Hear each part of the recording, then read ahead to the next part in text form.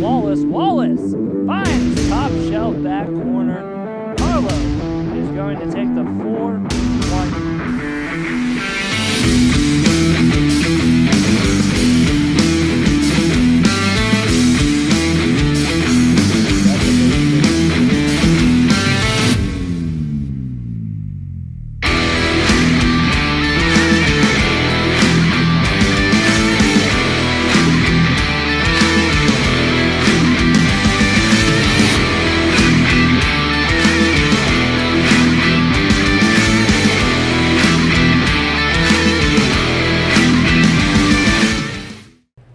And welcome back to another edition of Season Preview here on the Carlow Sports Network. I am Sean Meyers, joined by the head coach of the Carlow women's tennis team, Gina Lovaglio. Thank you for taking the time to do this. Thank you.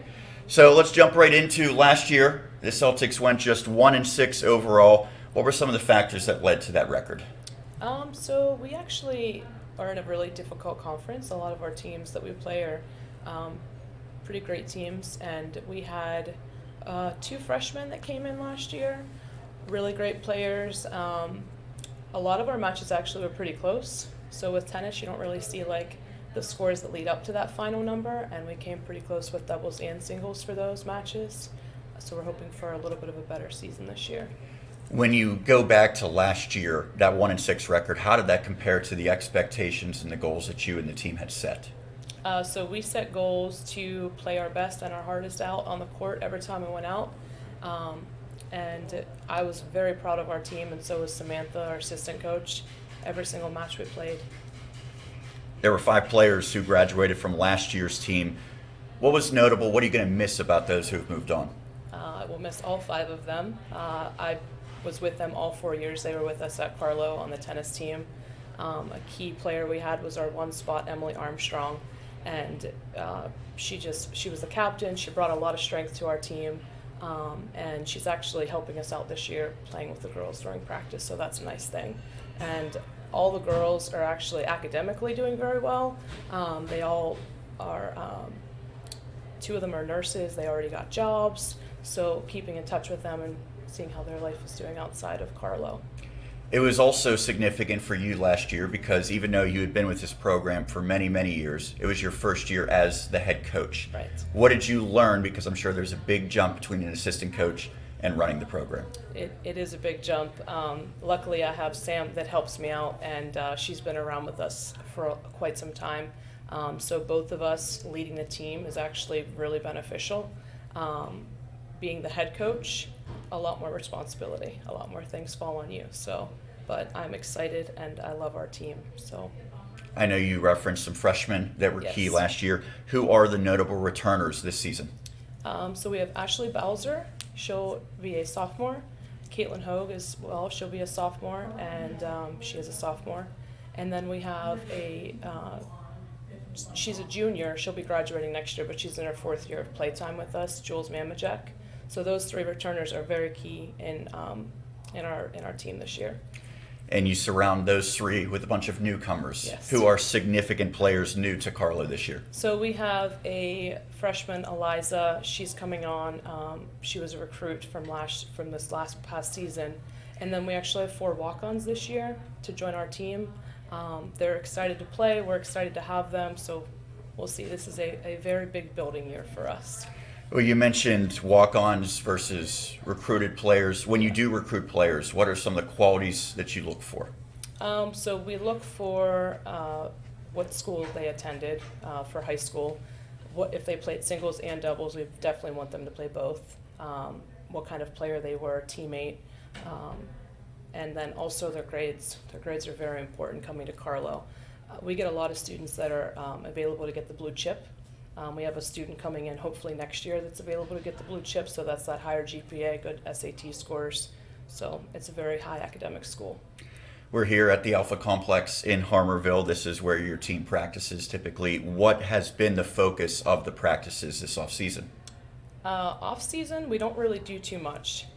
We might move outdoors in the off-season. Are you speaking of summertime? Yeah. Summertime, And fall? anytime leading into Okay. before the matches Yeah. really start to count. So occasionally we'll meet up and we'll play at like Highland Park, or we'll play at Shenley if anybody's available.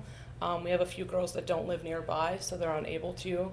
But that's pretty much all we do. We kind of just go outside and we play some court time.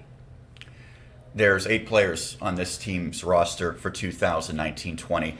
What's an ideal number, and how do you work with maybe some limitations when you have fewer than the ideal number? So we actually started with 10 this season, and then we dropped down to 5, and then we went back up to 8. This season started out pretty dicey for us. I would imagine 5 would be difficult to work with. Yeah, you can't work with that. So an ideal number that I would like to have is 12. So, you know, let's hope that we get to that number next year. As I said, we have 8 this year with 4 walk-on players. So, yeah, we're hoping for the best. I know you mentioned what the goals were last year, but let's look ahead to this season. What are the team goals that you've set? So we, as a team, with the players, have not spoke about them yet, but we're hoping for just a lot of communication. So like we said, we have 3 returners, and I think they're going to play a key role in holding our team together this season with a lot of leadership. So, and we're hoping that we can rank a bit higher for next season. So the River States Conference is very competitive. You mentioned that already. When you look around the conference, what teams stand out? What's notable? The top 2 teams, I would say, in our conference have a lot of international students, which you can see that whenever we play them. Top players in our conference: Asbury, IU Southeast, and IU East. Top 3 schools for us. So, with the preseason rankings, Carlow came in 7th of the 8 teams. I'm sure you would like to finish above those expectations. How do you make sure you do that? Like I stated before, commitment to the team and communication between players, hoping to come out with more teamwork for doubles, because we'll have, I think we'll have all 3 new doubles teams this season. So making the best of that, and every match playing your hardest, getting on that court and coming out thinking that you gave it all. Talking about giving it all on the court, that's certainly significant in terms of wins, but giving it all in the classroom has seemingly been a strength of Carlow's tennis team over the years. Yes. Last year there was 5 players named all academic scholar athletes. How important is it that they contribute not just on the court but in the classrooms? So every season we come out and talk to the girls about being a student athlete, and the importance of the student comes before the athlete. You're coming to Carlow to become not a professional tennis player when you graduate, but whatever it is that you have gone to school for, whether it be nursing, education, communication, that's after your 4 years or 5 years with us, you end up going and getting that degree. So we always focus on the student part of the aspect of being an athlete. And you certainly know what it takes to be a student athlete at Carlow. Before you became the head coach, before you were an assistant coach, you were a player for the Celtics. Yes. How do those experiences benefit you relating to the current players? I think it's, I can kind of see what they're seeing in their shoes, because I know that they have a full schedule outside of tennis.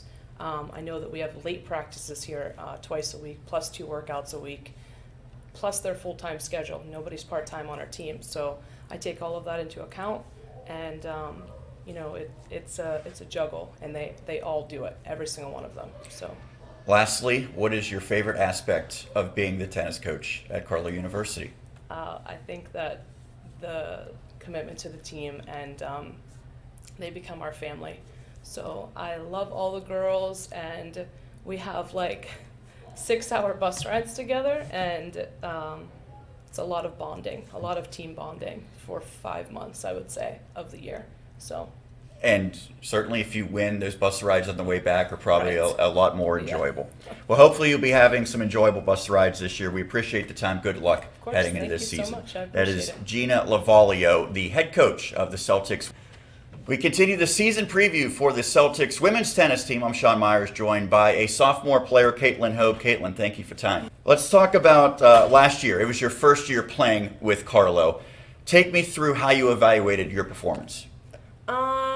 I was a little nervous coming in as a recruited freshman, but I feel like I was able to get a spot as a 6th player on the team, and I was able to really learn from the seniors on the team how to manage school and tennis, and I learned a lot from the seniors, and yeah.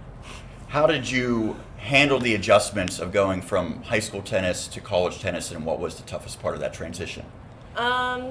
Even just like in high school we played in the fall, and here at college we play in the spring, so it was definitely a temperature adjustment. We play most of the time inside, but sometimes we play outside, so that was different. But definitely the biggest adjustment was just balancing a full college workload with tennis, so that was probably the biggest adjustment. And also we have really late night practices. Yes, certainly do. What are your greatest strengths on the court? What are your best attributes as a player? I would say that I have a lot of stamina. I can play a lot of long rallies, and I try to be a wall that just try to hit everything back as hard as I can. You're one of the few players who returns from last year's team. Has your role changed at all now as a sophomore? I think we have a lot of new walk-on players who they are older than me, but they have a little bit less tennis experience than me. So I feel like I've adjusted my role slightly by just giving them advice when I can, or giving them encouragement when I can, just because I have a little more experience than them, and just know it a little bit better. But it's been a nice adjustment to have new people on the team. Coach Lovaglio mentioned how she wants players who can do both singles and doubles. I'm sure that's one of your requirements. What are the adjustments? How much different is it playing singles versus doubles? I'd say doubles takes a lot more communication. When it's singles out there, you're out there by yourself, so it's a lot of it in your head. It's a lot of playing against yourself. It has to do a lot with your attitude and how you're feeling about your own personal game. It's like really easy to get in your head and play really bad with that. But with doubles, I say I like it better. As long as you can communicate with your partner and you have a really good relationship, sometimes it's easier because they can kind of hype you up and make you feel better, and always have your back. So yeah, there's a big communication adjustment, and What team goals, what individual goals do you have in mind for the upcoming season? team goals, I would say for everybody to just meet their own personal improvement goals and become closer as a team, because we do have a lot of new people. Individually, I'd like to strengthen my serve a little bit more, strengthen my backhand, get more points on the scoreboard. Aside from yourself, is there anyone that you think is really going to take a big step in their level of play this year? I would say I would be between two players. That would be Jules and Ashley Bowser. They both have shown huge improvements since last season, and I couldn't say I could pick between the two of them, but they both are amazing players.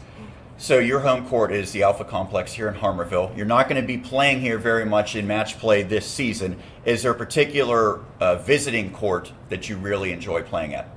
I'm not sure if we'll be at the same court, but I did like the one in Lexington, Kentucky. That court was very nice, but that was a alternate court location, so I'm not sure if we'll be back there again. What are the best qualities of your head coach and the assistant coach here on staff, Coach Gina and Samantha? I would say that they're very understanding. They're very tough when they need to be. They're very hard on us when they need to be, but they also are really good at recognizing when you're having a bad day or when you need support from them. And I think they're just always there when you need them, but they're also there when you need to do better. Do you have any superstitions or rituals that you go through either before, during, or even after a match? Before a match, I listen to Don't Stop Me Now by Queen, which is my ultimate hype-up song. And then during my match, I do a little jumping dance before my serve sometimes with my feet. I know a lot of tennis players have certain little ball taps that they do. So Go back a little more than a year's time. What led to your decision to come to Carlow University? It had a lot to do with Carlow's location as a school, just being in the city. I love Pittsburgh. I'm not from here, so it's exciting to be in a new city. One of the only respiratory programs on the East Coast, and also the perk of playing tennis was a big thing for me because I love tennis and I can't imagine not playing it. And you went to Daniel Boone High School, so you made the trek across state basically. Was it a tough transition coming to a new big city? Yeah, it was kind of hard, but my sister goes to this school and I've made a lot of friends since it's pretty small, so Carlow's made me feel really welcome here. Lastly, aside from playing tennis, what's your favorite part of being in college so far? I would say just being involved in different clubs at Carlow has created it to be a lot like him, making a lot of new friends. Well, hopefully not only do you continue to make friends, but you win some matches this year for the Celtics. We appreciate the time. Good luck heading into the season. Thank you. That is Caitlin Hoag here on the Celtics season preview.